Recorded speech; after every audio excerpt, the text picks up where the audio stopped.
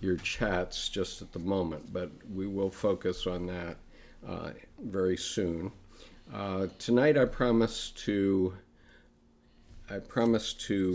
begin by talking about my critique of Dr. Jordan Peterson's The 12 Rules of Life.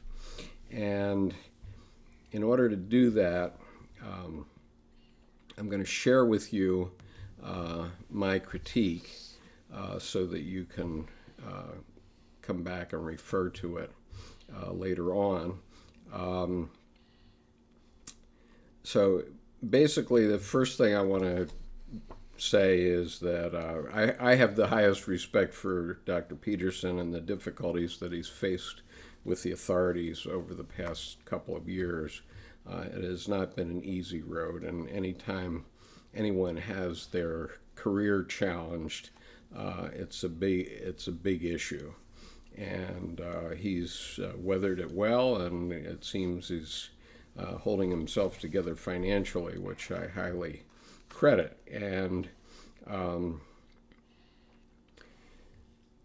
I want to say that almost everything I've ever heard him say makes complete sense to me, and I approve of it. But if I were he, I would have published some book, perhaps very similar to this one, as a way to raise cash based on the notoriety that he's gained, and that makes complete sense too. And I don't want to criticize him for that.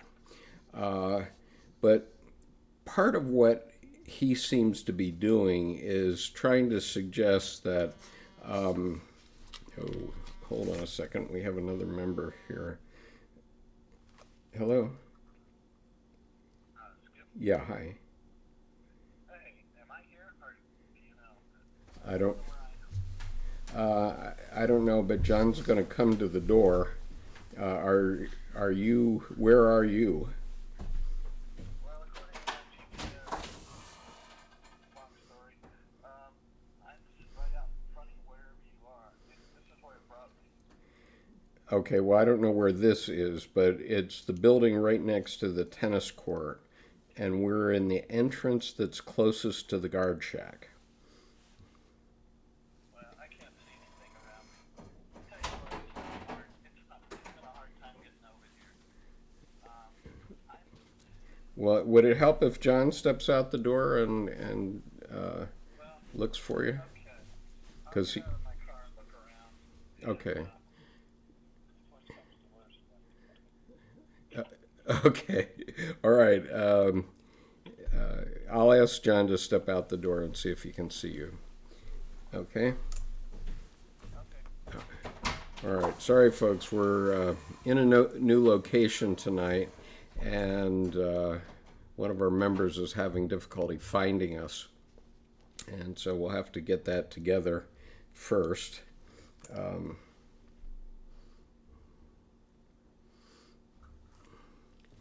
see. Hello, Jerome. Welcome. Nice to see you here. Brian, thanks for joining us. And Laura Smith, is it? Laura Smith, thank you for joining us also. I'm sorry for this brief interruption here, but hopefully we'll get it resolved soon.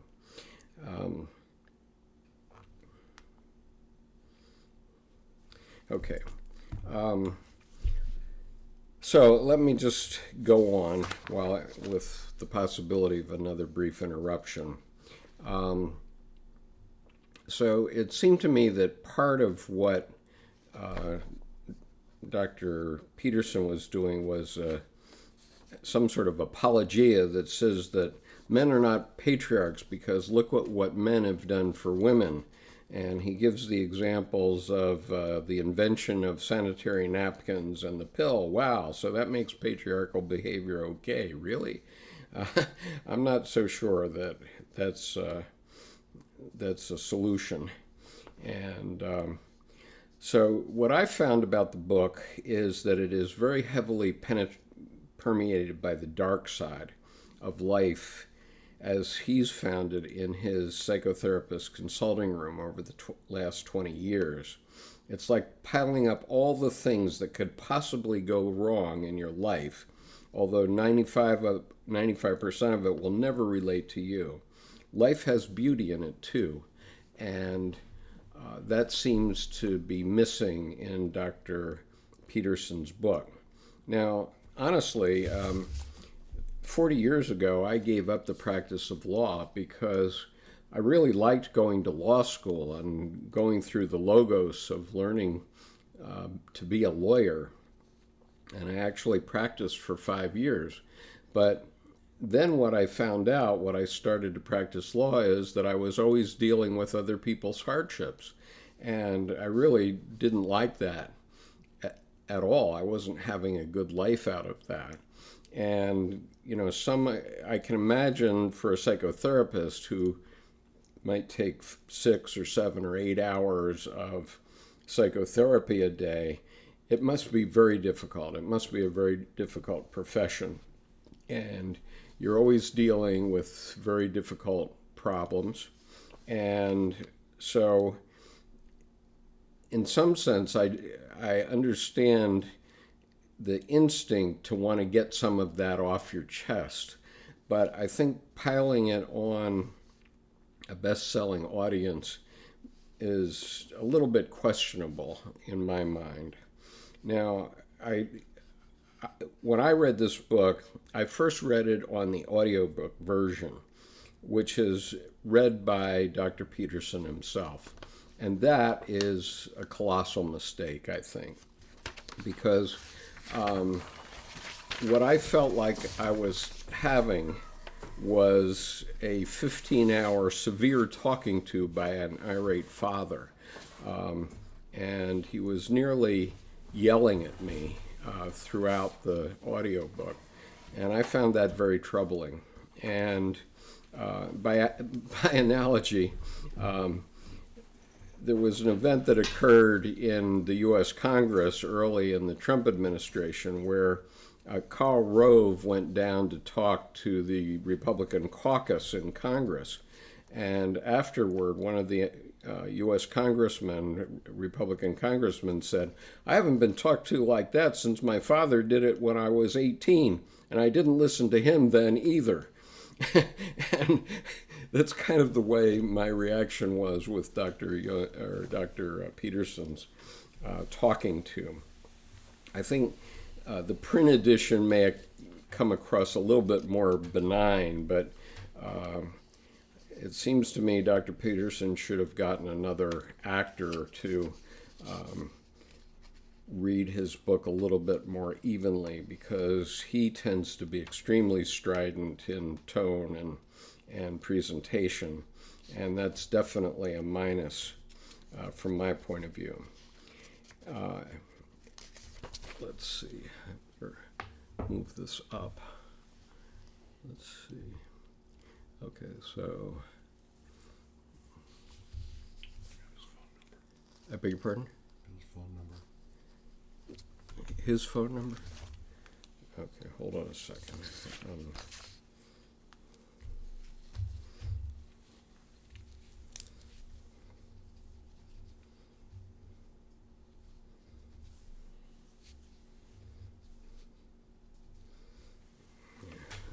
Must be the mobile there. Okay, so let's see. I'm now up to item 5. So it seems that because of Dr. Peterson's early research was so heavily steeped in the origins of tyranny, he seems to believe that every digression from the logos is the beginning of chaos and a beginning of the gulags. And it's not. It's life. There is no life in logos. Logos are words to teach us. Logos is the Bible, and logos is the academy, which is teaching us about life, but it isn't life itself. Life itself is lived separately. And too strict logos brings us tyranny too. I'll give you an example of traffic laws. Who among us hasn't been a speeder who has gone 5 miles over the speed limit knowing that the police won't stop us? And then there's always his rule, which we'll come back to a little later, but his rule number 8 is never tell a lie. Well, as I point out here, if you forget to tell your wife that her new haircut is beautiful, you'll find just how strong your logos is, because you better learn to say the right things at the right time. That's what Eros is. And for men who want to rely on the logos, you'll get a very swift reaction. I remember the first time my ex-wife came home with a new hairdo, and I didn't comment on it, and oh boy, did I pay. And in rule number 7, Dr. Peterson is talking about delayed gratification, which I don't think that really works in 21st century America anyway. Now, one observation is that Dr. Peterson appears to be a J in the Myers-Briggs type indicator scale, but not all of us are. And so just to explain what that means, the opposition is between judging and perceiving people. And a judging person will make a list, a shopping list, before going to the grocery store. A perceiving person simply goes to the grocery store, goes up and down the aisles, and picks food off the shelves. Both types eat. But Dr. Peterson, because of his J inclination, thinks that everything needs to be in lists. And what I would point out is that different personality types have to take rules differently in order to maintain balance. And that is not expressed in Dr. Peterson's book. And he seems to be very adamant that, let's pull this one up, number 7, that equity is going to lead us to the gulags. And my point is that both equity and greed can lead us to the gulags. The consequence of Milton Friedman's Free to Choose is that we have 2 generations of MBAs who are psychopaths, who base every decision on statistics, read logos. Previously, we had balance between management, stockholders, and employees as 3 interest groups in any corporation. Now the statistical psychopaths have made it all about the managers, and the devil take the hindmost. Tough. Do you know anyone like that? Do you like how it's made our country? I'm very upset about my own MBA because I was in one of the early phases of this Milton Friedman training, and it was really 15 courses in statistics by different names. And they had written the humanities right out of the curriculum, and the result is that the humanity itself is written right out of our economic system at the moment. And that's very troubling because some people have huge power and others have no way of getting even a little bit of power. So then the next point here, point number 8, Dr. Peterson has a number of biological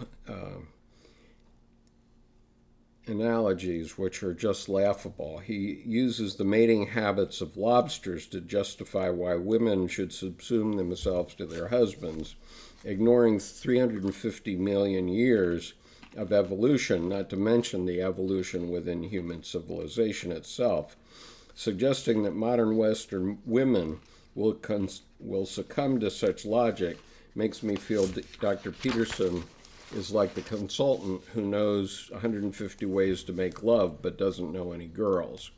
And yes, I know he has a lovely wife, apparently, Tammy, and we learn a fair amount about Tammy and her courage in his book. But you just can't behave that way with in the 21st century. We don't behave that way anymore. We've had 350 million years of evolution. We don't have to turn back the clock and look at what lobsters do. And just one other point, note, we're still eating lobsters. Okay, so number 9, all logos all the time is dangerous. Dr. Peterson rails against the intellectual who fixes a point of truth like the North Star, then solves for that. But isn't that what Dr. Peterson himself just did by publishing his 12 rules? As Dr. Jung said in paragraph 621 of Answer to Job, the paragon of perfection is not a man, he's a monster. We need the counterpart of logos in our lives all the time because that is life itself. There's nothing alive in the logos. When you're reading the Bible, there's nothing alive in there unless it affects you in your life. When you go to school, you're learning about how the system works. You learn how to spell, how to do your mathematics, and so you learn how the system works, but that's all logos. Then you have to go out into life and try to apply that. That's eros, that's life, and you can only experience it. You can't learn it out of books. Okay, so Dr. Peterson claims we're far worse shape than we think. I tend to disagree. Actually, we're not. Is it worse than World War I? Let's see, did I pull this up? No, okay. So I'll just leave that on the screen for a minute so people can read that, and then I'll go on. So Dr. Peterson claims that we're in far worse shape. Are we worse than World War I, World War II, the Great Depression, the Vietnam War? Have we learned nothing from the 20th century? To hear Dr. Peterson tell it, we're on the edge of the abyss.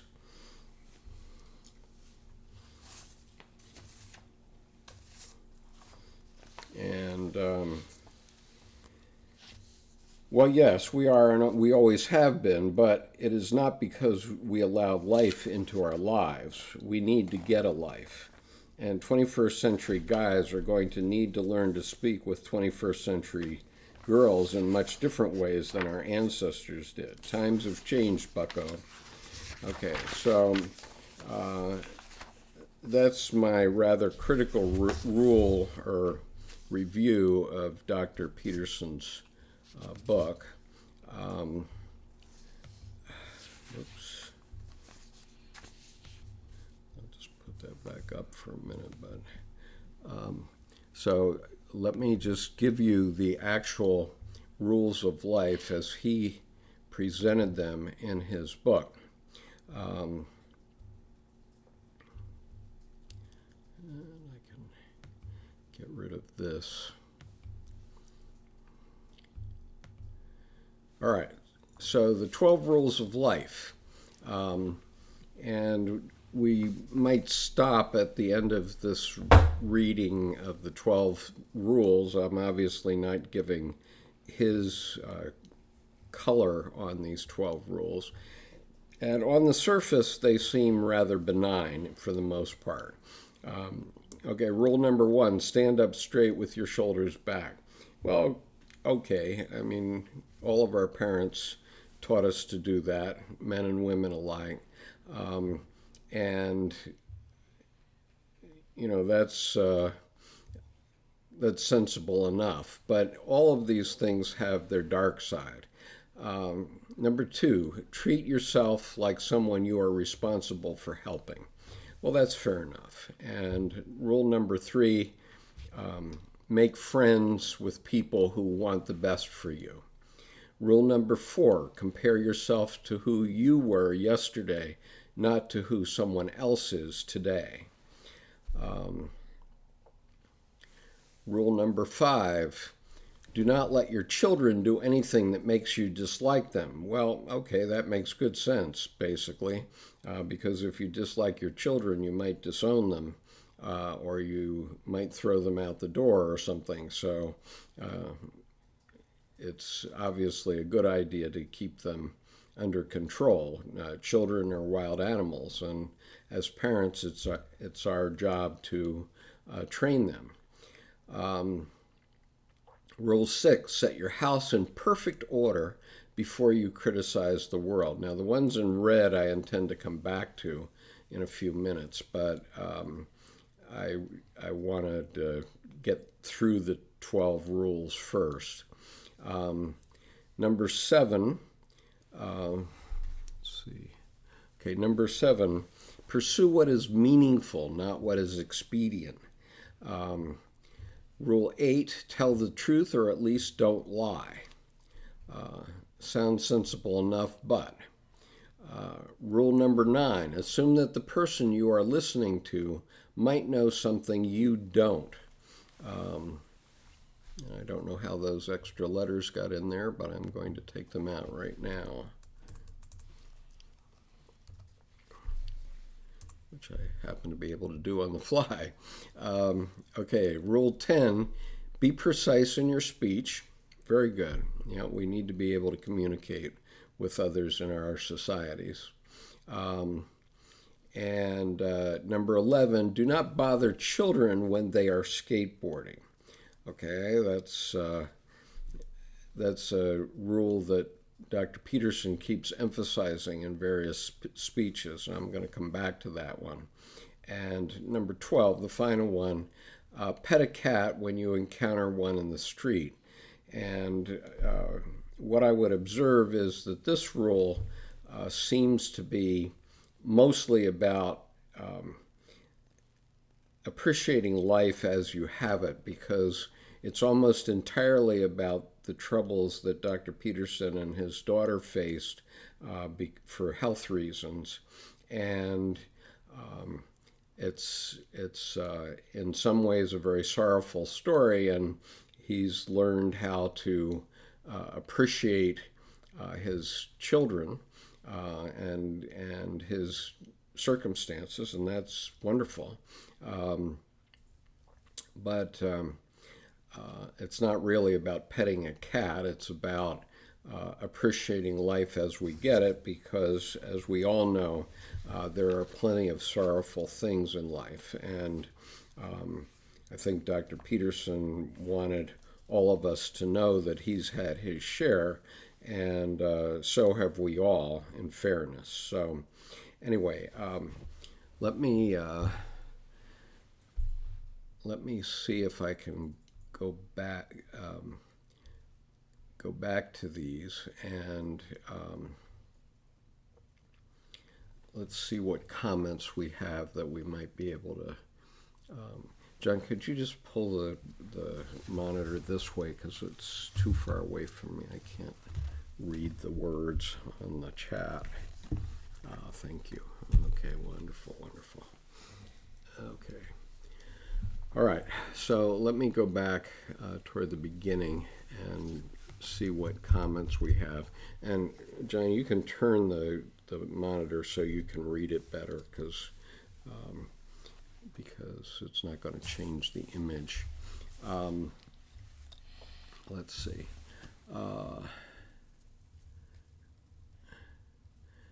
Miles asks, how am I healing? Well, I'm obviously fit as a fiddle. I do have my scooter with me, but actually my pain is less than it was before the surgery, so thank you for asking. I'm getting back in primary form pretty quickly. I just take a little longer to wash these days. Just found your channel, sir. Your videos are fascinating. Thank you. Let's see. Brian that was Tenzing Gongsa that said that. And Brian Urbina, no doubt Dr. Peterson can be heavy-handed at times. He does care, and when people care, they care. They can care. They can come off harsh. Yeah, I mean, fair enough. Obviously, the fathers that I know that were very strict and gave friends of mine very strong talkings to, they were caring fathers, no doubt. But unfortunately, they tend to unbalance their children's lives. Jerome says, Peterson said those rules were antidotes to what? He said they're antidotes to chaos. So what he's saying is that's the subtitle of his book, in fact, an antidote to chaos. And so from his perspective, the Eros side of the equation is chaos, and that can't be true because all of life is in the Eros side, and at least for human beings, we have the opportunity to address that in our lives. Let's see if I can move some of these up for you. Okay. Let's see. Miles says, I like Peterson, but I like to hear critiques as well. Some people cannot tolerate anyone critical of him, however. Well, yeah, that may be true, and obviously to a certain group of men, he is sort of the end-all, be-all in some sense, and they're looking for rules, and so judging people often feel they need to have rules. And, you know, in certain environments, let me just put this up for a moment. In certain environments, rules are necessary. There's no doubt. For example, you know, I served 23 years actively in the U.S. Marines, and obviously in the Marines there are rules, and we follow them assiduously and precisely as possible, and they're there to keep us alive. But many times there are rules that are meant to be broken, and many times, even in the Marine Corps, we sometimes have to question the orders of senior officers if they're doing something that's we don't quite approve of. Let's see. Okay, so what I'm going to do now is go on because I brought as a juxtaposition of this Dr. Jung's 12 Rules of Life. And I think that this is significant, so I want to read it into the video. Now, Dr. Jung was asked by an organization called World Watch in Zurich in 1954, along with some others, about his rules of life. And he says, in reply to your kind inquiry about rules of life, I would like to remark that I have had so much to do with people that I have always endeavored to live by no rules as far as possible. Non-observance of rules requires, of course, far less effort, for usually one makes rules in order to repress the tendency in oneself not to follow it. And I want to go back to Dr. Peterson's rules that I marked in red, but tendency to repress the tendency in oneself. In psychology, above all, rules are valid only when they can be reversed. Also, They are not without their dangers, since they consist of words, and our civilization is largely founded on a superstitious belief in words. One of the supreme religious assumptions is actually the word. Words can take the place of men.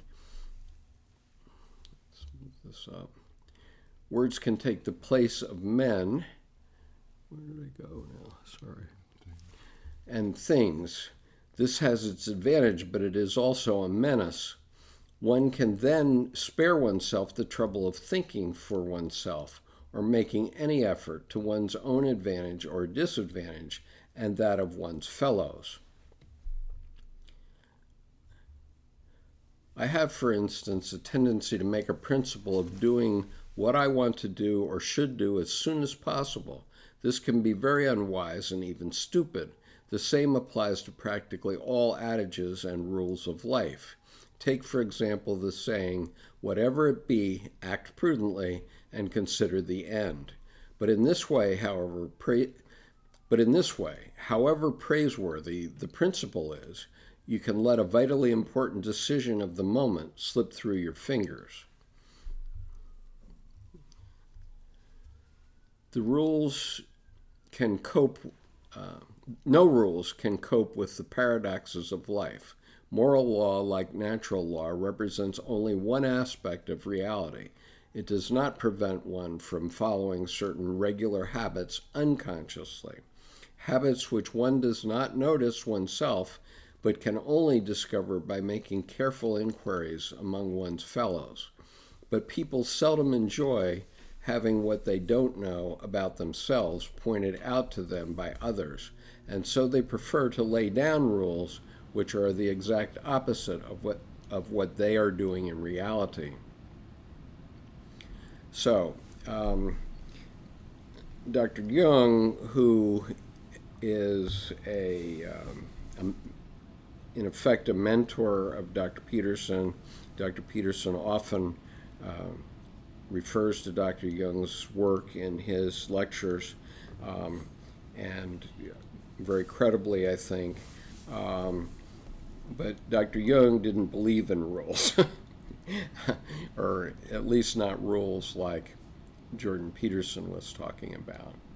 Now, can you see any chat there, John? I think you need to pull it down a little. Okay, let's see. Other way. Yeah. Nothing new. Okay. All right, so I guess we have. All right, so I'd welcome some chat here, and we have one member of our local reading group here. John's here. Bill has had difficulty getting here.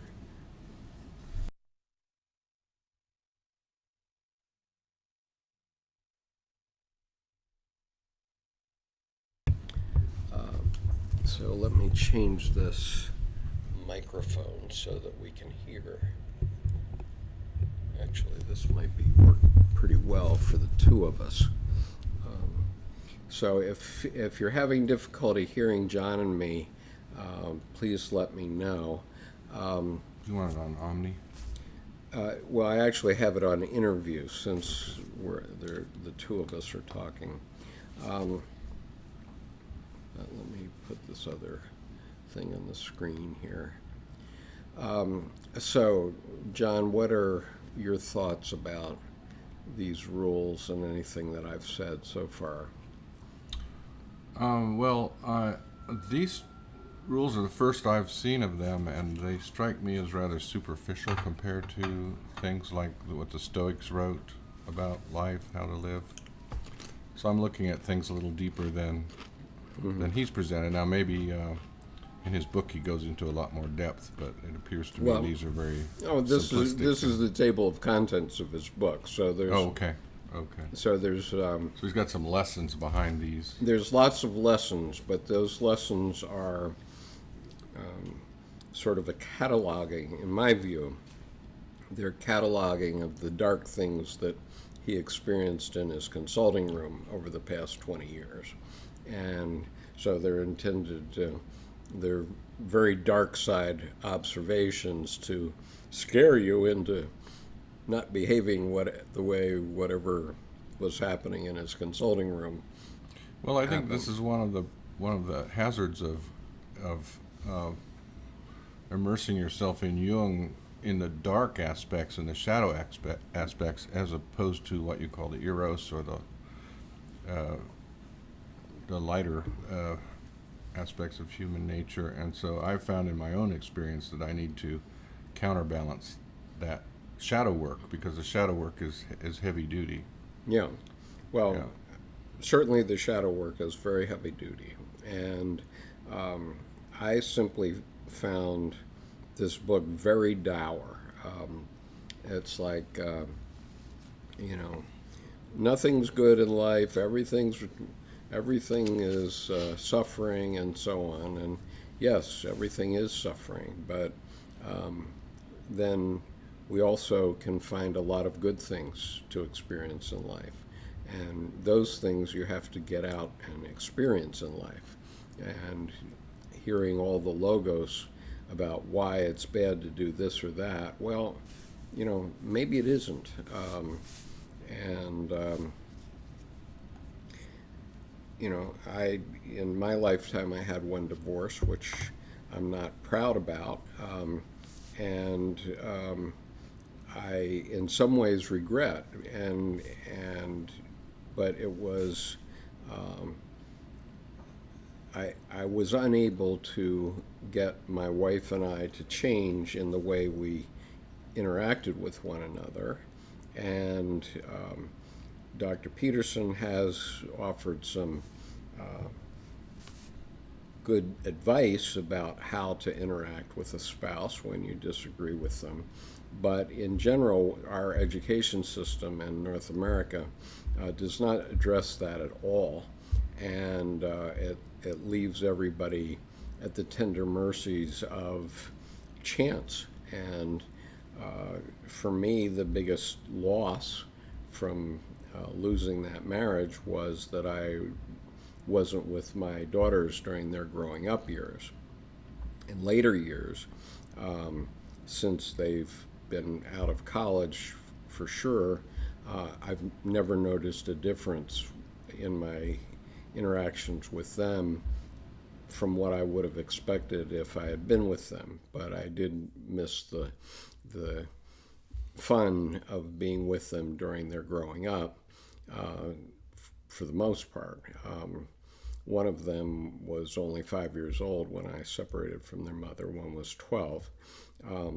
But they all grew up to be excellent women, and they have excellent wives. And I have good relationships with all three, and I have a good relationship with their mother.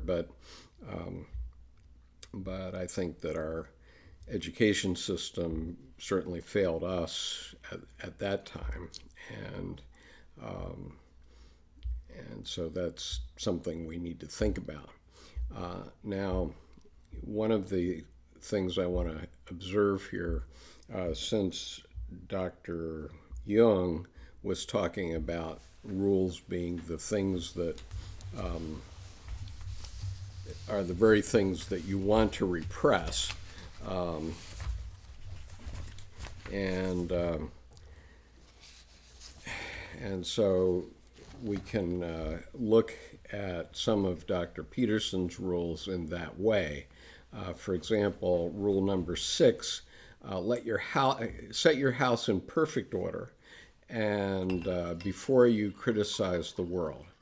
Well, Dr. Peterson has made quite a splash by his meme about clean up your room. And, that's all well and good, but again, that's an issue related to personality type. And I have a rule. I have a different rule. My rule is never trust anyone with a clean desk. And the reason I have that rule is because, in my view, if someone has a clean desk, it means they can't prioritize in their life, and they can't distinguish between the unimportant things and the important things. And everybody has a different perspective on this. So I'm not saying my answer is always right either. But, my desk is often somewhat messy, but I turned this video on right at 8 o'clock, just like I had agreed to do, and that was important to me, and I've been preparing this video all day long. And so I left aside cleaning up my desk to be prepared to talk about some of these issues on this video. And so the other issue about setting your house in perfect order is this issue of logos and lacking eros, and what Dr. Jung said, that the paragon of perfection. Dr. Jung puts perfection and wholeness in juxtaposition with one another, and he tends to say that the masculine side tends to try for perfection, while the feminine tries for wholeness, for having good values in a family and so on. And it doesn't mean that it's the man that has perfection and the woman not, and vice versa. It's that this tendency is masculine in its behavior, but it has nothing to do per se with gender. And Dr. Jung's point, which comes up in answer to Job in paragraph 621, is that the paragon of perfection is not a man, he's a monster. And so I really urge you to reconsider rule number 6, because perfection doesn't create for a full life.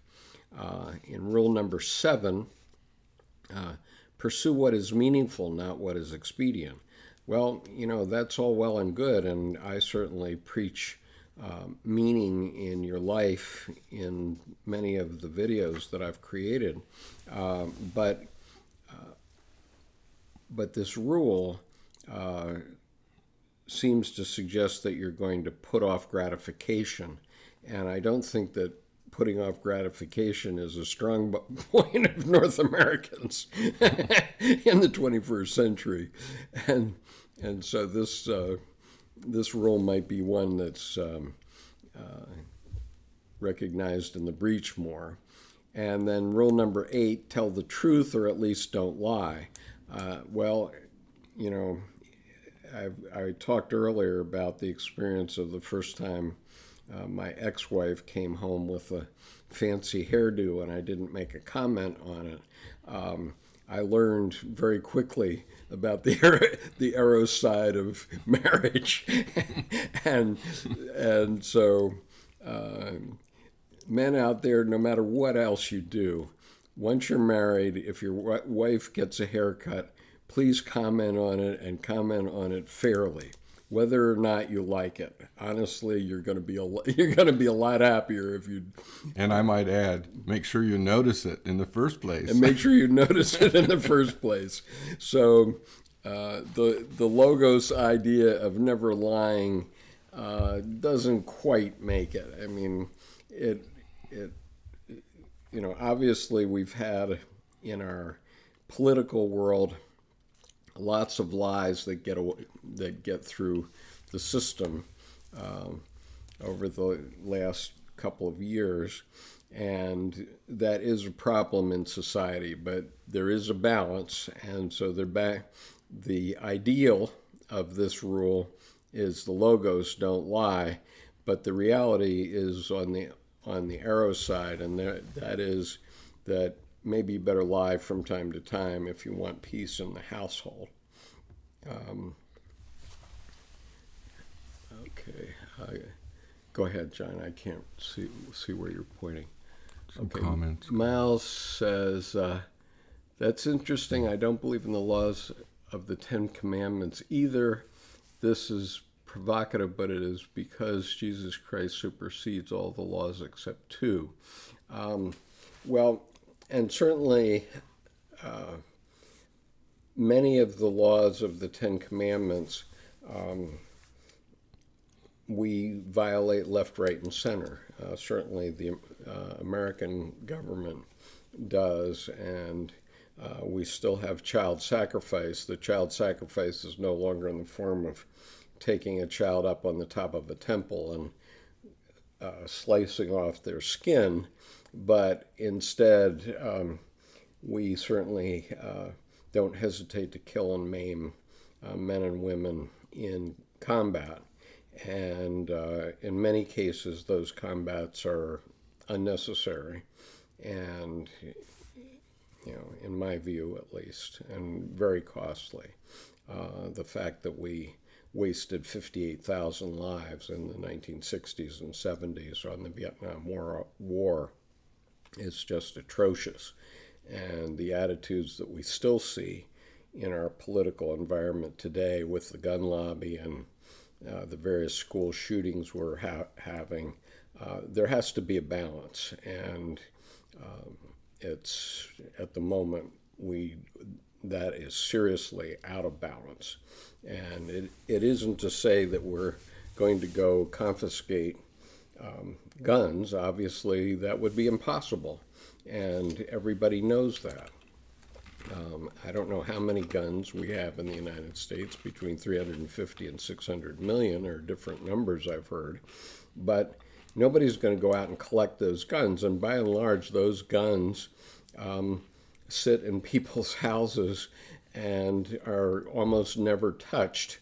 And if they are touched, they're touched by people who like guns and want to go out to the shooting range, or they want to go hunting. But why you need a weapon that will rip off the head of a deer with one shot, and will also rip off the head of a 17-year-old with one shot, we don't need to have those guns going out into society any longer. And nobody's going to come and confiscate the ones that are out there.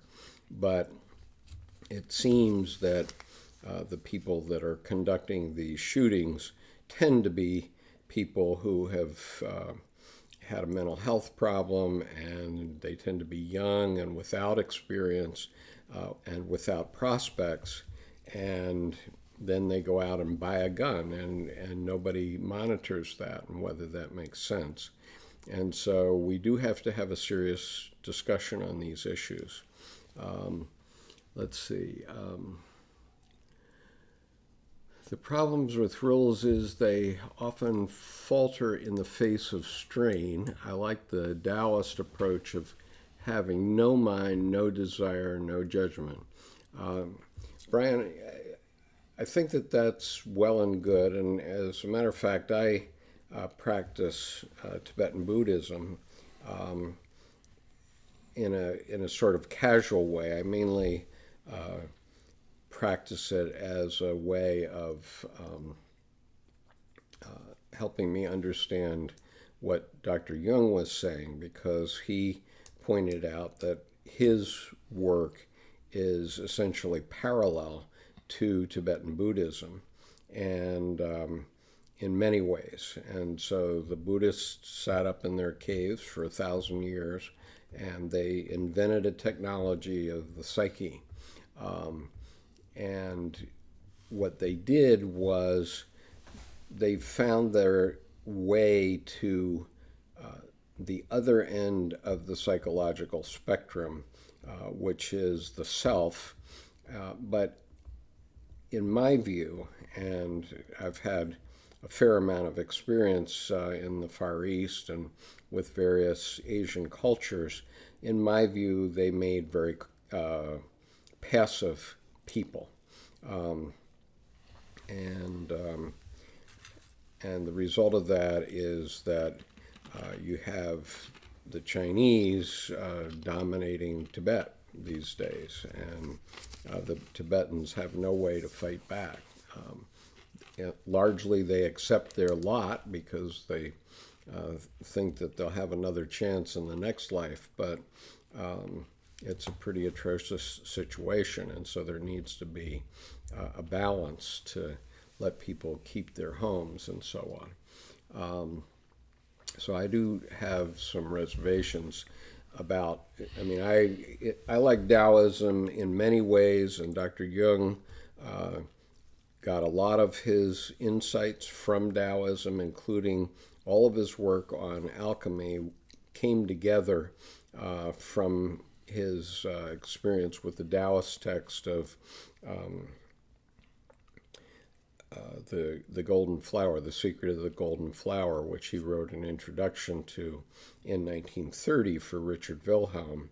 And that sort of set him on a course for 30 years studying alchemy and what it actually means. It's very peripherally about trying to mix things up and create gold, but it actually turns out that alchemy is an early form of psychology, and many of the ideas that are contained in Jungian psychology come from alchemy. I have a Yeah, point. go ahead. Yeah, I did read something, Skip, about written by Jung about how he thought that it was good to borrow concepts from the East, but that they were not a direct overlay over our culture. So our culture has its own heritage and its own traditions. I mean, that's true. He believed that it wasn't appropriate to overlay Eastern culture over Western culture. I think that it's fair to say that we can evolve even from that idea, okay? Because I do think that there are plenty of things that have come out of Asia and out of Asian religions and ways of thinking, which not only were adopted by Dr. Jung, but have become quite useful. I mean, as I commented amusingly once in group about a year ago, there are yoga teachers in Nebraska. There are yoga teachers everywhere, and if you go to a yin yoga class, you're basically getting a class in Eastern philosophy, and it is a way to deal with depression and other things like that. And Dr. Jung himself wrote a book about Kundalini yoga, and so there are a lot of things that we can take out of other religions that can be beneficial to us. I mean, even Well, I'm not disagreeing. I'm just saying Right. that we have a structure of our customs and right. the way we relate that is completely different, Completely and therefore you cannot just simply say let's all be Buddhists and let's all be That's right. I mean, Taoists and whatnot. that's very. But those are right. useful things in their place. They're Right. yeah. For example, one of the big things we talk about in Jungian psychology is getting through to our self, which is in the unconscious. And one of the ways to do that is through meditation. And the Tibetan Buddhists and the Hindus and others do have ways to have breakthroughs to their unconscious that way, and their systems do work. And so it's a question of what applies to you. Jungian psychology basically identified two ends of a spectrum in terms of what the two centers, let's say. One center is the ego, and one is the self. And basically, what the masters have said is that the ego is the Christ way of approaching the psyche, and the self is Buddha's way. And somehow we have to find a middle way that's between those two. And so while I do understand that was Dr. Jung's position, prior to 1961 when he died. I think that today he would probably have a somewhat refined position on that. And I think it's up to us to evolve what that position should be.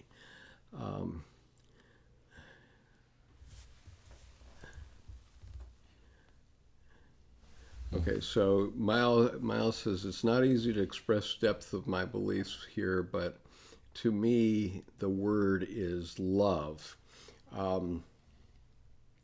Well, that's interesting, Miles. You should read the last few pages of Memories, Dreams, Reflections, which is Dr. Jung's memoir, What Passes for His Memoir. And in that last few pages, he's talking about love and how he never in his lifetime was able to define it. And of course, he was heavily stuck on the logos side. So he had these Eros type experiences during the Red Book period between 1913 and 1918. And he spent the next 40 years trying to explain them in a logos kind of way based on his experience as a medical doctor and a scientist. And he was trying to help others in the world understand what he was saying, but he could never explain it by the logos because these things require experience. And once you've had the experience, then you know. And I think that you probably know based on some of the things you've said in previous conversations. And these things cannot be described in words. They simply can't. And I always refer back to Dr. Jung's quote in paragraph 63 of Aeon, where he's referring to the fact that zoologists can do everything they want to describe the duck-billed platypus, but the duck-billed platypus goes on just the same and doesn't pay any attention to them because animals are living entirely on the Eros side. They have no logos, so they do what they do to survive, and they too have lived for billions of years, just like we have. We've all descended from beings who have survived ever since life existed. And it happens that only human beings have logos, but we still are animals.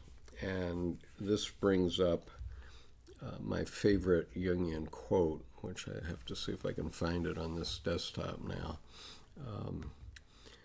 Too much of the animal distorts civilized man.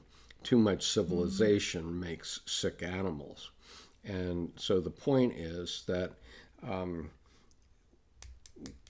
we created civilization so that we could live together and build cities and so on. We're the only species that has done that. And that was a matter of the logos, certainly, and of being able to differentiate and negotiate and various other things. But we're still animals. And so if we have too much civilization, we actually become ill in various ways. And that's actually, I think, perhaps the most important quote from Jung's work. And since I didn't pre-prepare it, I will put it on the chat so that everybody has it.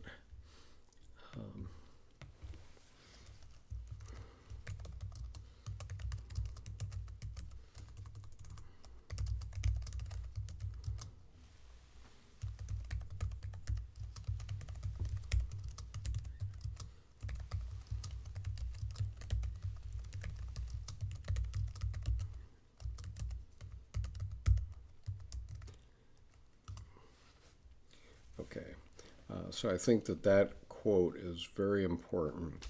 And let's see.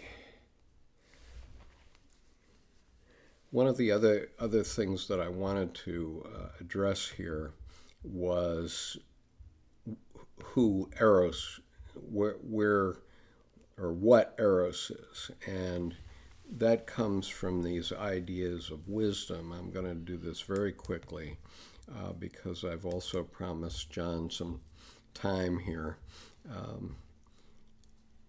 But one of Dr. Jung's points is that Eros, or the feminine side, was always present and from the very beginning.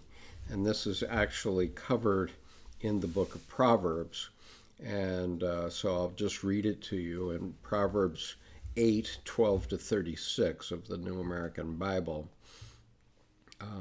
I, wisdom. Now, wisdom is Sophia, and philosophy, the word philosophy actually stems from philo, love, and Sophie, an abbreviation for Sophia. And so philosophy is actually the love of wisdom. And so I, wisdom, dwell with prudence, and useful knowledge I have. The fear of the Lord is hatred of evil. Pride, arrogance, the evil way, and the perverse mouth I hate. Mine are counsel and advice. Mine are strength, I am understanding. By me kings reign, and rulers enact justice. By me princes govern, and nobles are the judges, all the judges of the earth. Those who love me I also love, and those who seek me find me. With me are riches and honor, wealth that endures, and righteousness. My fruit is better than gold, even pure gold, and my yield choice silver, and maybe this is, and may yield, and my yield than porous, than choice silver. Let's see, where am I here on the, okay. With me are riches and honor, wealth that endures, and right, okay, we're on to silver. On the way of righteousness I walk along the paths of justice, granting wealth to those who love me and filling their treasuries. The Lord begot me, the beginning of his works, the forerunner of his deeds of long ago. From of old I was formed, at the first, before the earth. When there were no deeps, I was brought forth, and there were no fountains or springs of water. Before the mountains were settled into place, before the hills, I was brought forth. When the earth and the fields were not yet made, nor the clods of the world. Okay, where are we here? Okay. When he established the heavens, there was I. When he marked out the vault over the face of the deep. When he made firm the skies above, when he fixed fast the springs of the deep, when he set for the sea its limit, so that the waters should not transgress his command, when he fixed the foundations of earth, then was I beside him as artisan. I was his delight day by day, playing before him all the while, playing over the whole of the earth, having my delight with human beings.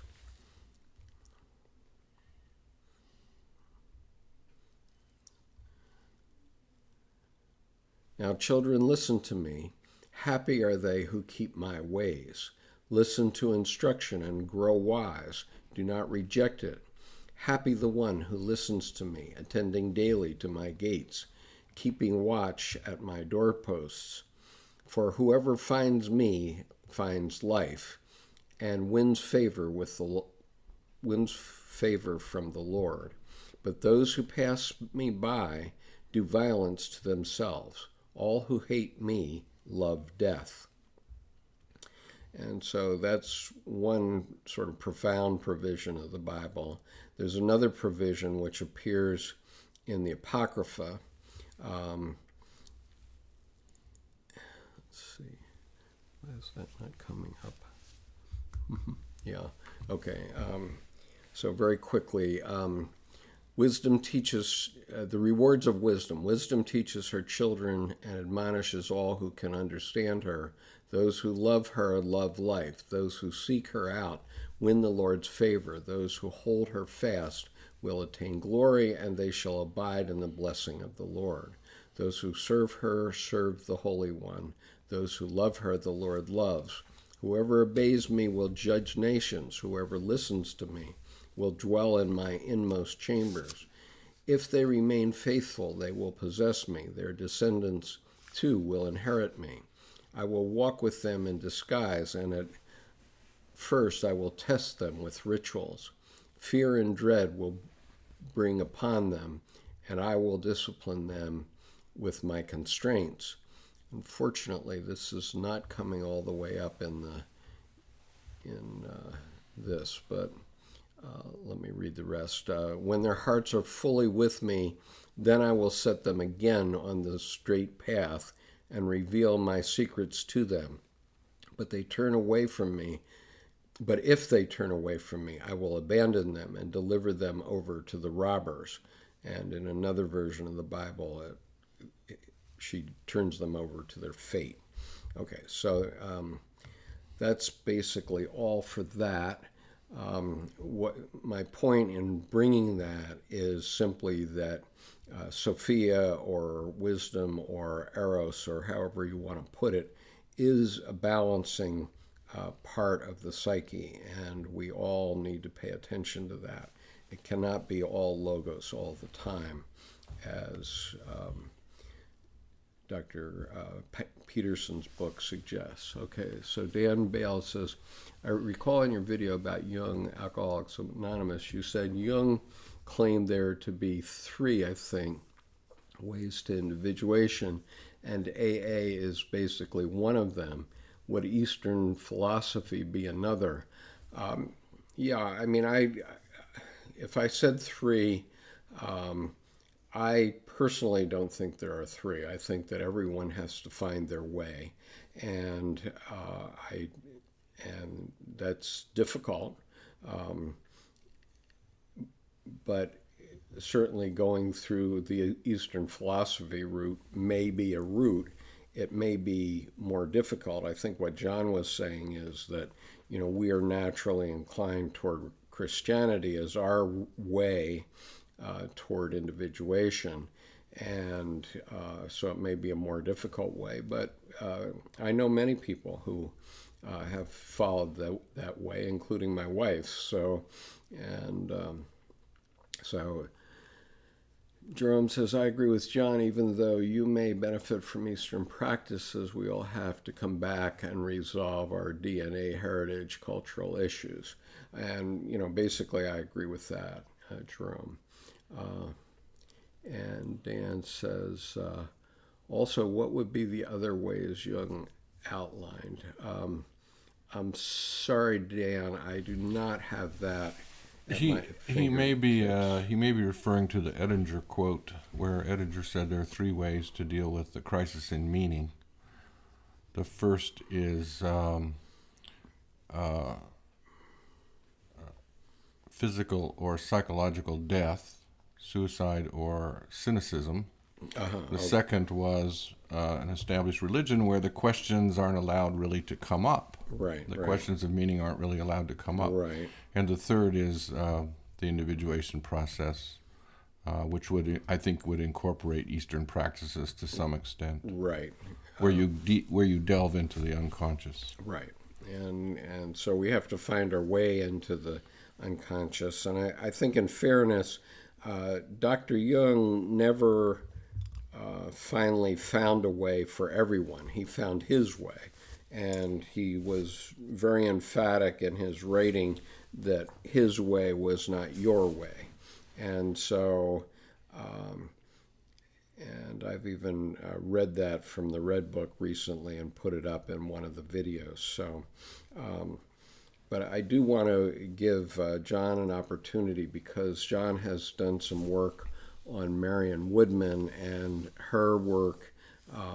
She was a Jungian analyst also from Toronto, as it happens, and she died a few years back. But John has prepared a short presentation for us, and I want to give him a chance to make his presentation, and then we can have further conversation as the case may be. And I'm going to pass over the You want to show the book?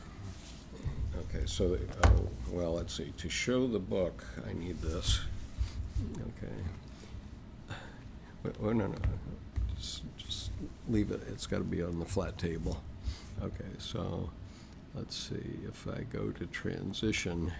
Okay, so John has brought a copy of the book, The Addiction to Perfection, The Still Unravished Bride. Okay, this is Marion Woodman's book, Addiction to Perfection, and that certainly parallels my view of Dr. Peterson's work, which is all logos all the time. Here's John's PowerPoint, and let me bring it up for you on here so that you can work with it. Okay, I'll start off. I put this together today, so it's very quick, and I have not had a chance to practice the presentation, so bear with me. But if you have any questions in the chat, feel free to ask. Okay, here you are. So you're going to work with... So this book was published in 1982 by Marion Woodman. It's the title is interesting, The Still Unravished Bride, and what she means by that is she's mainly treating clients who are women who have not experienced life because they've had addictions to mainly food addictions like overeating and anorexia, bulimia, that sort of thing, which are very serious psychological disturbances. And underlying that is the addiction to perfection. So the fundamental addiction to food is and all addictions actually is this idea of being addicted to perfection, which is a masculine quality, a masculine value. We don't tend to think of masculine and feminine in depth psychology as macho and submissive. We tend to think of it more in terms of perfection and wholeness. So the masculine value would be perfection, and the feminine quality would be wholeness. Okay, so you're going to move your slides by this. Okay, so that's the second slide. So I just wanted to just complete this idea that the ravished bride that's the symbol for the woman who has discovered her feminine principle. And she opposes that with, it's not meant to be a strident analogy or anything, but probably is somewhat provocative, but the alternative is the raped bride, which would be the woman who is afflicted by this complex having to do with perfection. So this is what Jung had talked about as well for years, the need to bring in the feminine principle and balance the feminine principle with the masculine principle. And there we have some background. Woodman was a Jungian analyst in private practice in Toronto, and she was a diplomate from Zurich. So she was a pretty high-level analyst of the Jungian school.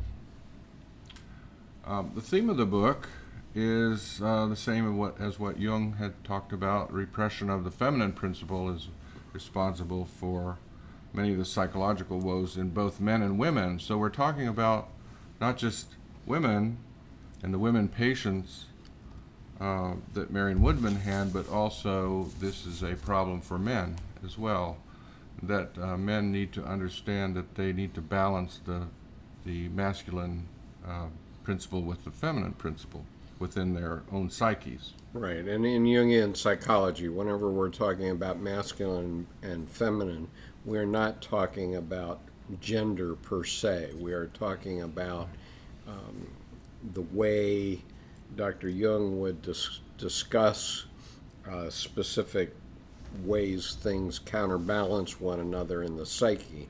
It could have been red and blue, or it could have been purple and yellow.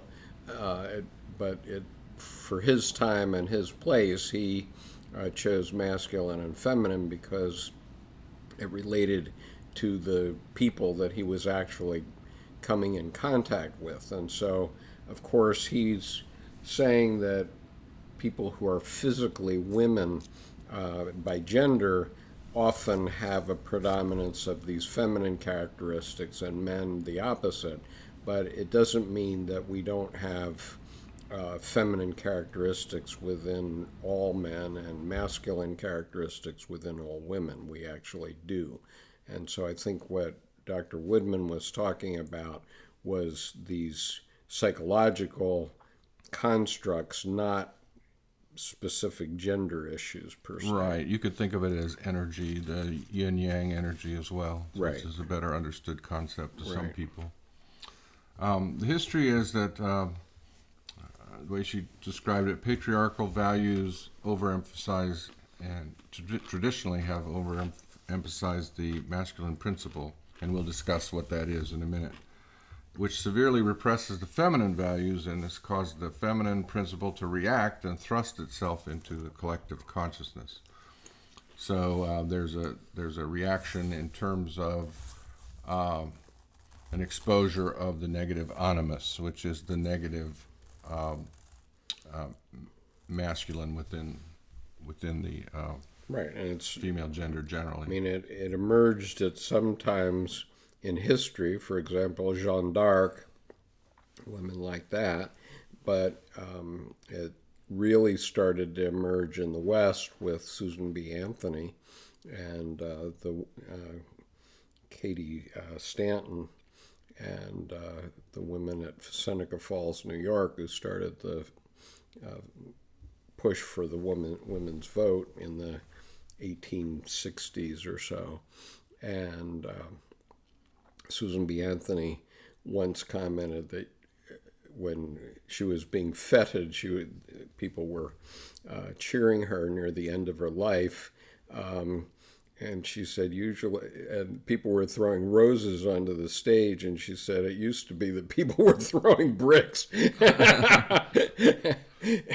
And Susan B. Anthony herself never saw women win the vote because she died before it was achieved. But the feminine principle, or the animus within the feminine principle, was definitely pushing through and saying, hey, we have a mind too. Right, but it was the negative animus, which is the irony of it. Yeah. Okay, so that's what Woodman points out at any rate. So, like I said, this is not masculine and feminine as we usually think of the terms. These are depth psychology terms, and we discussed how the repression of the feminine values affects the psychology of both men and women. So here's the masculine principle. The main drive is to perfection. So when you see a woman taking her kids to a soccer match and then to the art studio and then go to work and come back and get her hair done and then have to cook dinner or supervise children or whatever, that she's doing too much. She's probably a victim of this drive to perfection, to a little bit of an excess. So it's also goal-oriented. There's power involved. There's decisive action, efficiency, the guiding principle, the leadership principle, I guess, logic and reason, which is the logos, discrimination, abstraction, and spirit in the unearthly realms, so more of an abstract idea of spirit. The feminine principle is a drive to wholeness rather than perfection. So we need to. Can you explain that a little bit, Skip? It's more like looking at the big picture, right? And well, it's what women have always done, which is hold the society together while men went off and fought their battles, and the women held civilization together and kept bearing children, and so that we're here today. And Well, both have kept civilization together. right, It's just both different of, ways. right, Different. but the women in the, through evolution kept the family together. And the difference is that, let's say in year zero in the United Kingdom, or at the time of Stonehenge, the average life expectancy of a human being was 20 years. And so women had nothing to do but bear children during their years after puberty, as many as they could, and they never had time to do anything else. And even 400 years ago, the average age was 40. So women, again, mainly ended up raising a family and then dying, because the average life expectancy was 40, and a lot of them were dying in childbirth and so on. And so women just couldn't get a leg up, so to say. But as far as the psychological qualities of wholeness versus perfection, what are they addressing exactly there?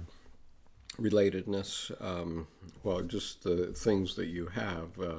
Okay, so we have relatedness, being grounded, power as earth-centered, creative, and regenerative compassion, which is more of a material kind of way of looking at creative energy.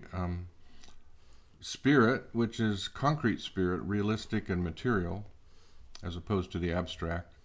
An empathy, a feeling, lightheartedness, and expressing life. So the main thing that Woodman points out is that if you don't have enough of this feminine principle, you do not have life. Well, and it's all these issues that were raised in the wisdom part that I was talking about earlier, too, which is we get out into life and we gain wisdom.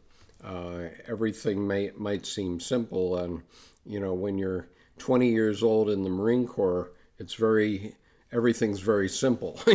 You follow the sergeant's orders, but when you get out into life and other things are going on, you have to learn by experience what life is. And so nowadays, because women are living 90 or 100 years, typically they too have a 50-year productive life after child rearing. And so women started to wake up, at least in the West, about 100 years ago, but even more so in the last 50 years. And they say, hey, I have a brain too. And, I've got experience, and I know... And creative faculties. And I can get things done too. And, in my experience, I've built up several companies, and in most cases I've done it with very capable women at my side, and not with men, because they're very committed to doing the things that the company needs to do, whereas men tend to think, okay, this is my job today, and what can I think of doing on the side while I'm doing this job? So anyway.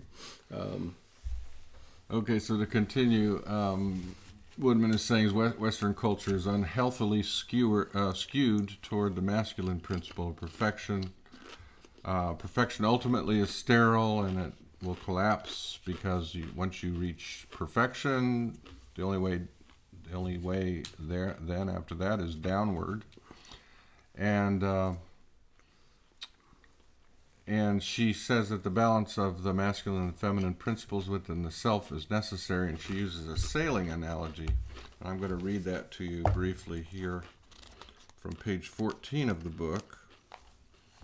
I am no sailor, but I love to crew for my sailor friend. He takes easy command of the boat, and as I watch him, poised and excited, straining every muscle to keep the craft upright, I suddenly see him as a metaphor of the balance between masculine and feminine. I see the strong body and the keen mind fused in perfect harmony, at once concentrated and relaxed, sensitive to the fierce energies through which we sail. His right hand firmly controls the lines, his fingers sensitive to the shifts in the energy of the wind. His left hand holds the rudder with the same tension, which isn't tension at all, but rather a poised surrender to the energies of the water. And then she goes on to talk about how it's really a knife edge to negotiate this balance between the masculine and the feminine. Oh, it definitely is. And all of these, this balance between order and chaos that Dr. Peterson often refers to, is the line in the center of the yin-yang symbol. The line that goes right down the center and is curved between the light and the dark is where the balance is, and that's the balance between order and chaos. And my criticism of his recent book, The 12 Rules of Life, is that he's gone very heavily over onto the logos side and not well, let's say this. He does talk about eros in the sense of the various family difficulties that he and his children and his wife have experienced, which are quite substantial over their lifetimes. And so those are eros in nature, but he uses them kind of as a bludgeon to make you go back to the logos. And I'm not sure that that's always the answer. In fact, I'm sure it's not always the answer. We have a comment. We have a comment from Miles about Hebrew versions of the scripture have Holy Spirit as feminine. Wisdom is Sophia and is feminine. Makes sense, does it not? Yes, Sophia is right.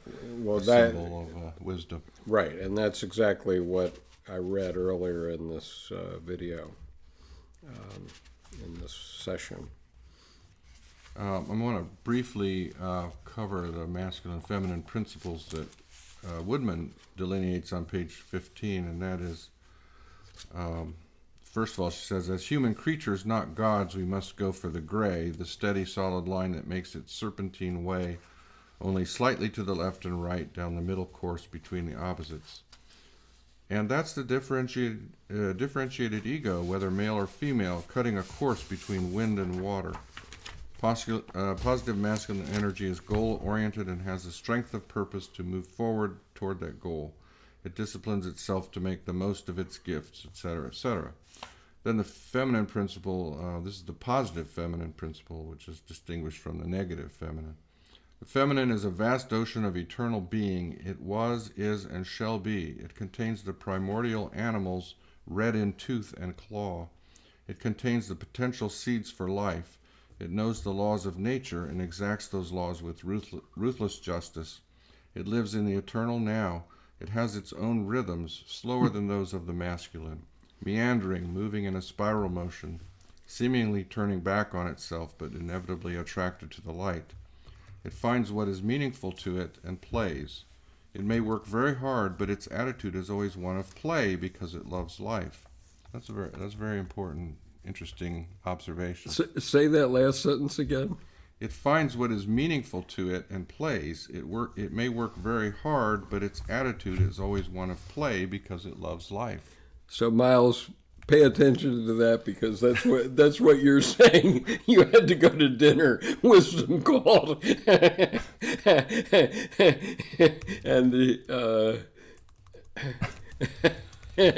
it was very wise of you to go to dinner.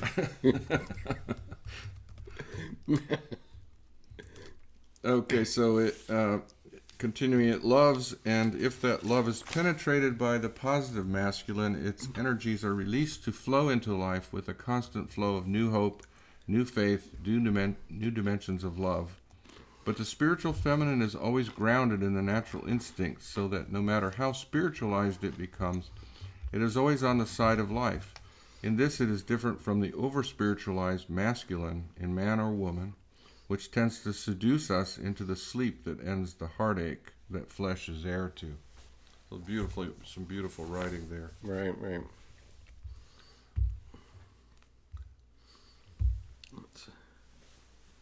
So we, Skip, how do I move this down? Just Okay, tap so it a little bit.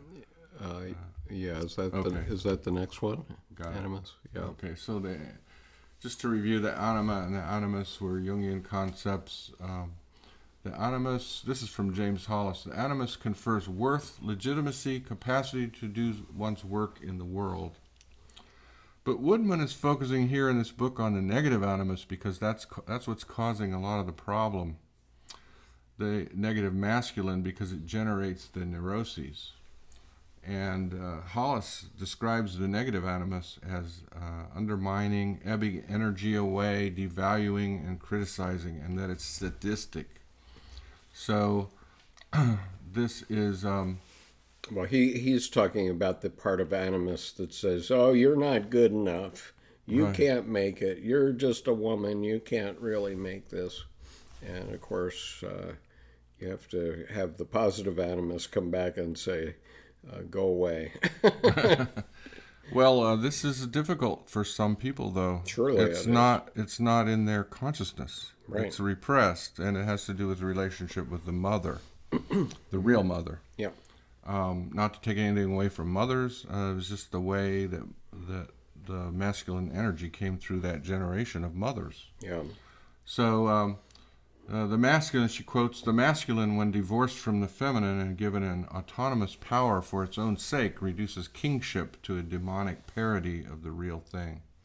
So it's not the real masculine principle, it's this fake image of it.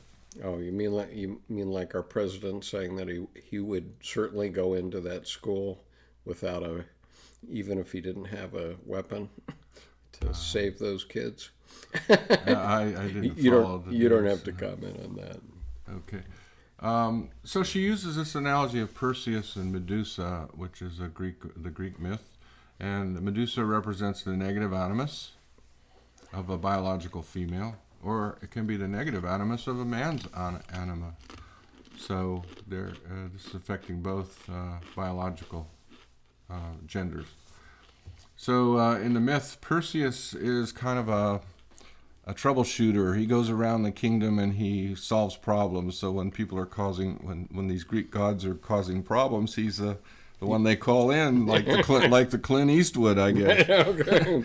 So he comes in, and his charter is to kill Medusa because Medusa is causing all this evil stuff erupting around the world. So she's out of control and dangerous. But he has to approach her with a helmet that makes him invisible, and he has to use a mirror to see her because he can't look at her directly. He would succumb to her evils then. Yeah. And then he uses his sword. He tricks her that way, and he sneaks in and he uses his sword to sever her head from her body. And that's what you can see in the photograph there. You can see the mirror, and he's got his sword there, and he's holding the head of Medusa. The psychological analog here is that it's a therapeutic approach that is indirect because the analyst has to sort of approach the patient. Well, they used the term patient in those days, or the analyzans ego, because it is so weak. It is weak from the experience of failure in relationships. That it's weak. It's very weak, and so the person does not have a great deal of self-esteem and so forth. And so the analyst has to approach this problem indirectly, and that's the symbol of the mirror and the invisible, the helmet conferring invisibility. But once Medusa is killed through the connection of the Analazan's perfectionist values to her historical mother, so there has to be a connection made to show that link, then she is free to discover her inner positive feminine in the figure of Andromeda, who's rescued from a rock in the sea by Perseus. So he goes on to rescue Andromeda. Andromeda represents the positive feminine, which is not, these Analazans are not aware of this because it's a repressed quality. So the feminine principle has to be discovered in, it's there, and it's probably talking, but it's talking in the background. It has to be felt out and brought to the fore, Right. made conscious.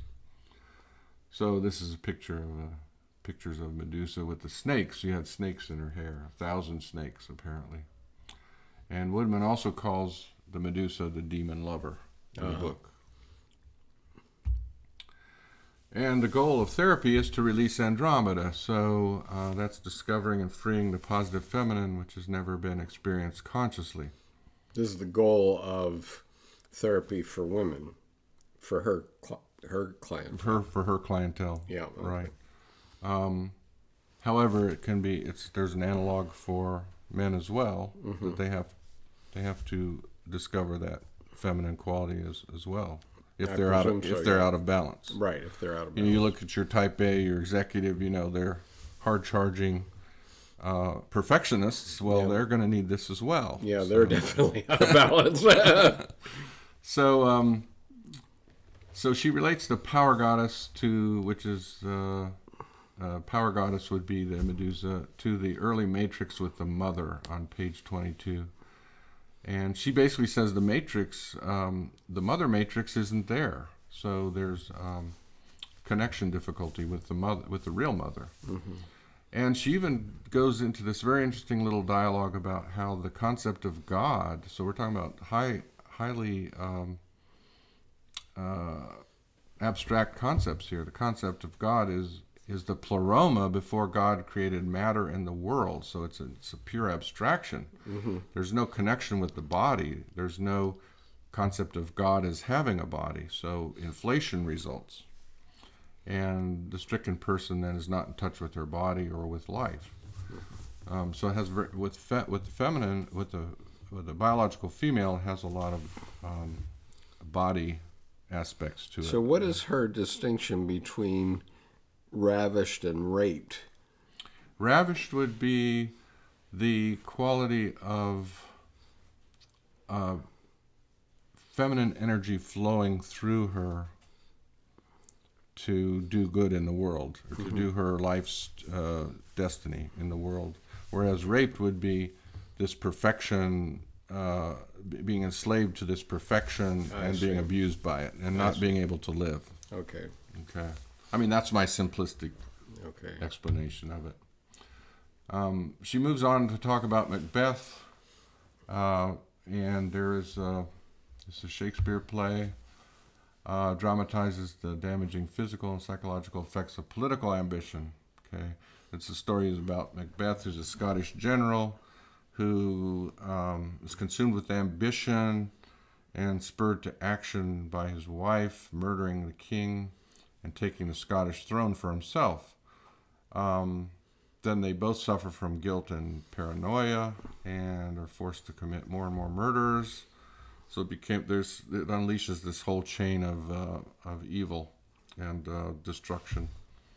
And Lady Macbeth kills herself, and Macbeth is conquered by his enemies in the end. So he uses this as Macbeth. Lady Macbeth represents the negative animus, again, just similar to Medusa. And her quote is, "When Lady Macbeth's masculinity usurps her femininity, Macbeth confronts her not as my dearest love, but as a triple-headed witch who takes possession of him." And you can read the rest of the slide there. And she goes on to say that many women are now, this was written in 1982, many women are now refusing to be Lady Macbeths. It denies, they're seeing that it's this trend toward perfection is denying their true nature as women. And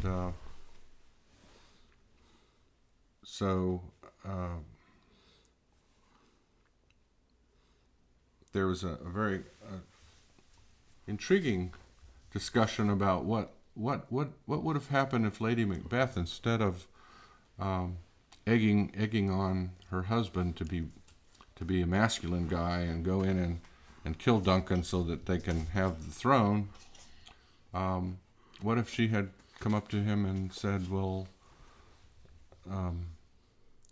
explain to me why you have a resistance. What is your feeling of resistance to this idea?"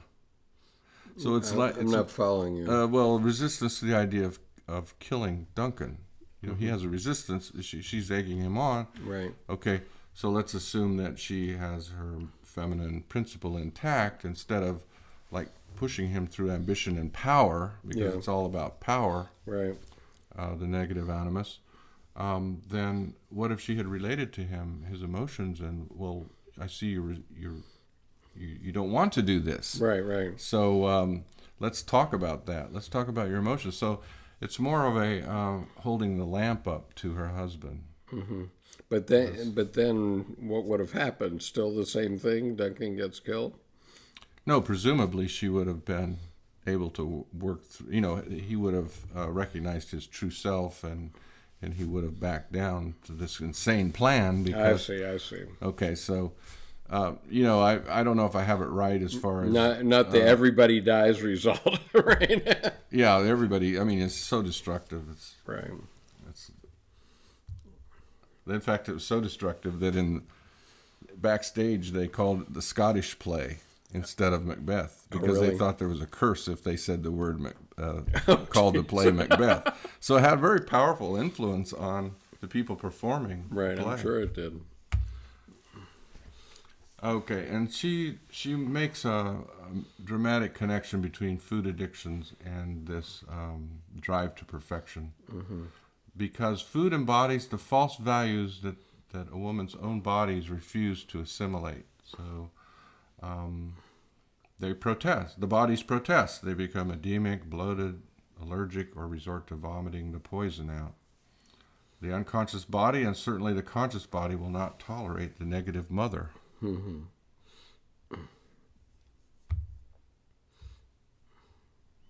And she talks a lot in this book about food addiction and addictions in general. And there's a lot of discussion with dream processing and so forth with her analyzans.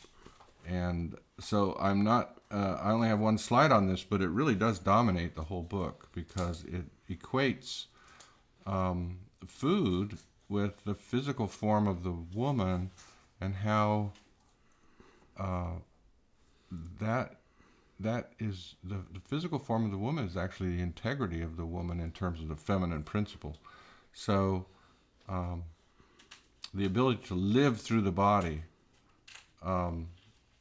is key to this book, and men really don't have to deal with that so much.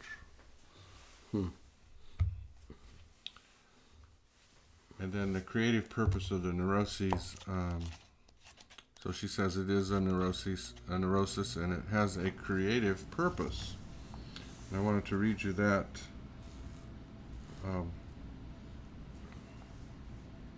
The creative purpose of the neurosis is to bring the woman to confront within herself the negative mother which her feminine body naturally rejects. The negative mother is a foreign substance. It is alien. It does not belong to her any more than do 2 pounds of chocolates before she goes to sleep. Her body is demanding that she differentiate herself out from it, so that she can discover who she is as a mature woman. The task which her own mother may have failed to perform, she must perform.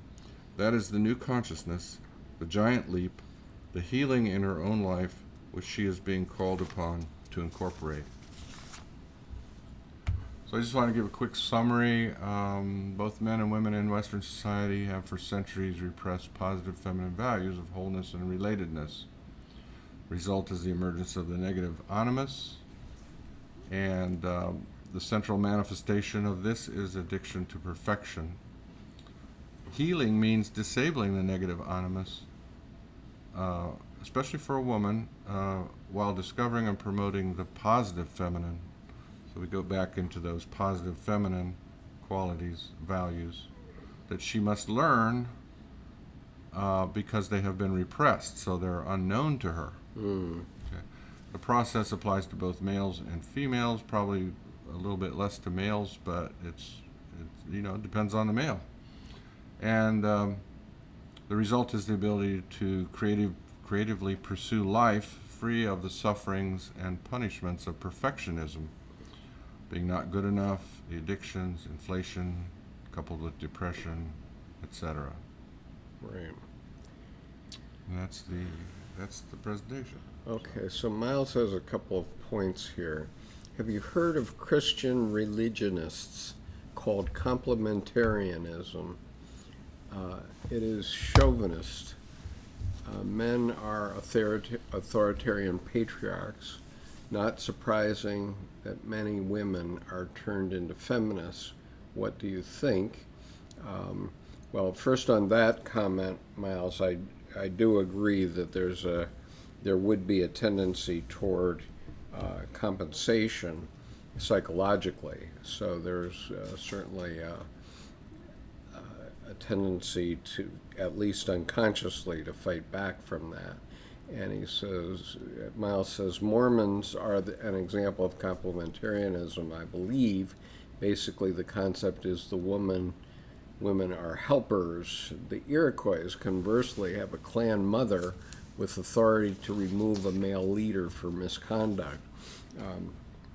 Very interestingly, Miles, in a book called The Discoverers by Daniel Borston, who used to be the Librarian of Congress, there's a story about the Iroquois because there was a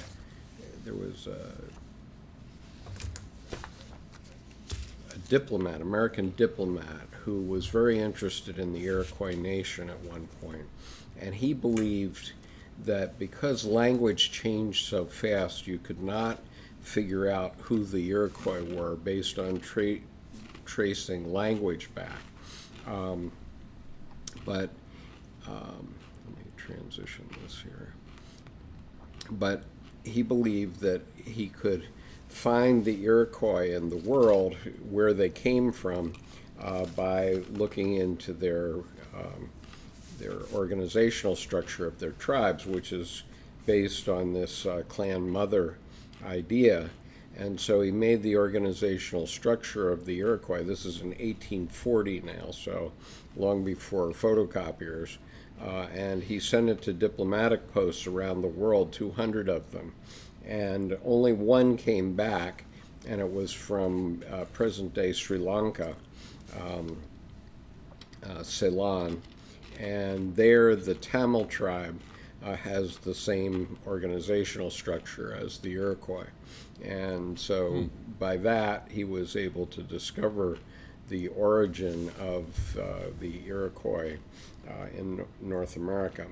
And it was mainly because of this matriarchal structure. And Miles says the Iroquois were consulted by Ben Franklin in drafting the Declaration of Independence. I'm sure they were, as was the history of the Dutch colony in Manhattan, because many of the concepts in the Declaration of Independence were also in a Declaration of Independence by the colonists in New Amsterdam when they were trying to break free from the Lord 17 in Amsterdam about 100 years earlier. And there's a terrific story about that called The Island at the Center of the World, which is Manhattan, which is by a man named Russell Shorto. It's a great book, and it's also a great audible book, a very interesting audible book. So I highly recommend that. A couple of my ancestors happen to be mentioned in that book, so I have particular affinity to it. But anyway, so I did want to ask, if I might, sure. Skip, any of the viewers, chatters, have any exposure to these ideas of Woodman's? It was kind of new to me, and even though written in 1982, I've seen some. I've had some experience seeing this in people, and I just wondered if anyone wanted to comment on that, whether they were familiar with these ideas that she put forth. Well, I'm not sure that the people that are online now would have any particular comment. I know that my friend Eva Ryder, who is a psychotherapist in Santa Cruz, who very much wanted to participate today because she's the person that first introduced me to Jordan Peterson, and also because she was trained by Marion Woodman, she definitely wanted to participate today. And so, Eva, I'm urging you, when you have the opportunity to look at this video, I hope that you will put some comments with it so that we can have the benefit of your insights on this as well. So anything else from our group around the world?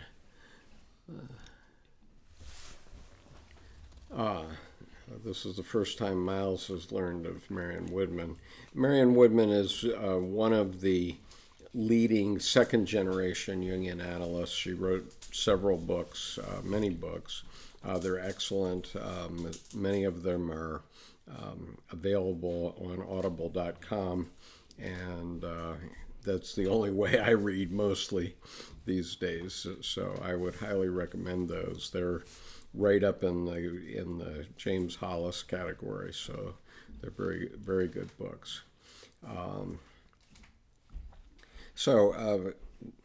John, do you have any thoughts about doing this again next week? Is this an interesting? This is our. I'll have to read another book very quickly. Well, no. But there's an interesting process here, which is we're forced into not being at Sammy's for a few weeks because of my ankle surgery, which is coming along quite well, but I still have 4.5 weeks without being able to walk. And so we will have the group meeting here again next week. Do you have any thoughts about the efficacy of doing this? Oh, I think it's wonderful how you set this up. Yeah, I think it's good. It's interesting. I really like the interaction with the group that's attending and their comments, and very, very interesting, I think, to see what they have to say. I very much appreciate it too.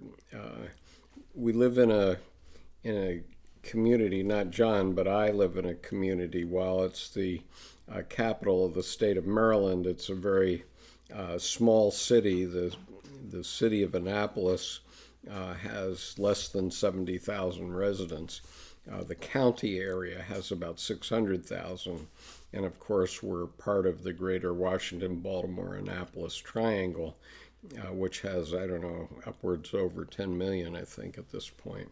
But Annapolis considers itself sort of a small community.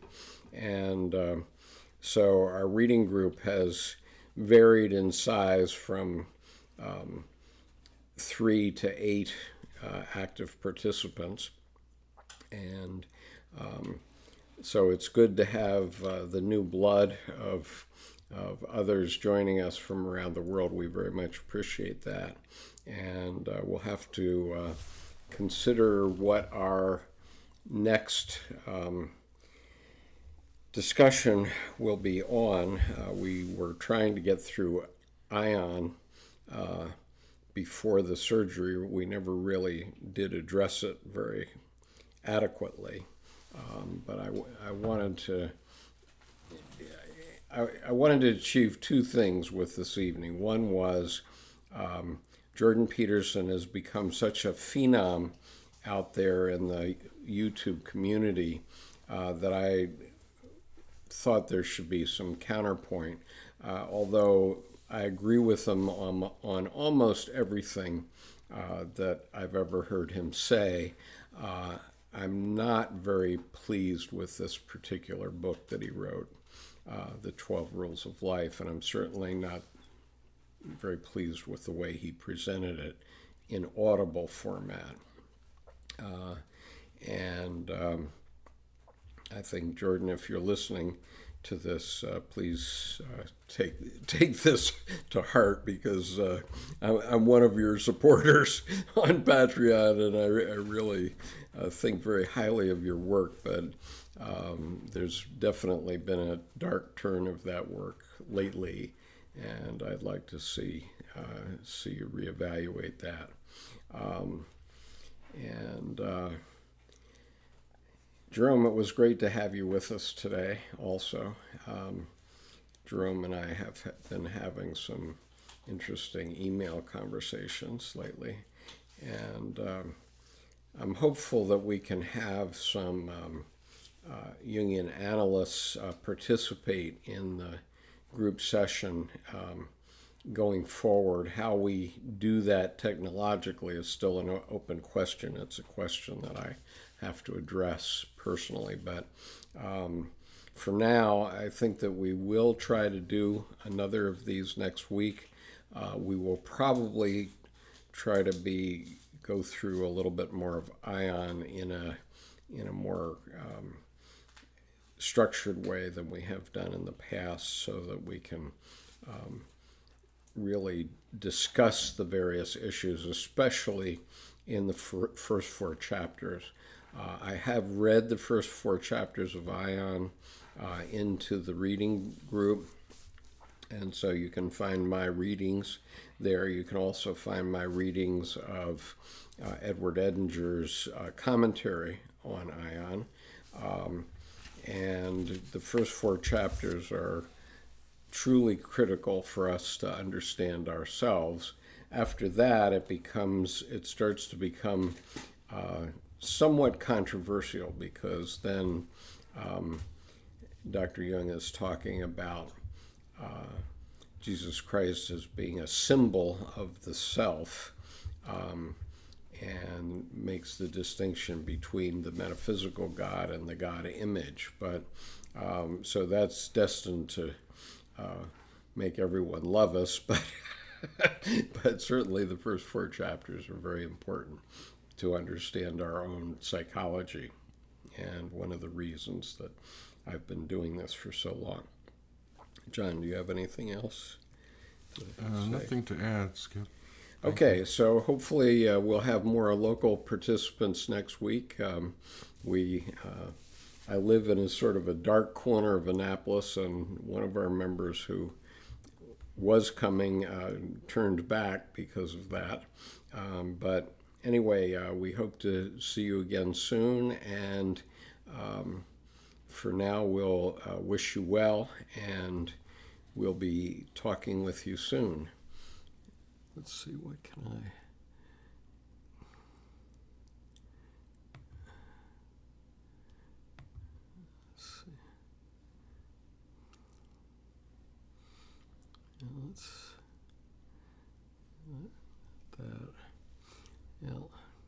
I guess I'm just going to put this welcome back on as a closeout for this video, and then I'll shut it down. So we'll be seeing you again soon. I am planning to do a Q&A on Thursday at 1:30 p.m. Eastern Time, which will be appreciated by our European viewers. And so I hope that you can visit us then, and we'll endeavor to do another session next Monday night at 8 p.m. as we've done today. Thank you for joining us. See you soon.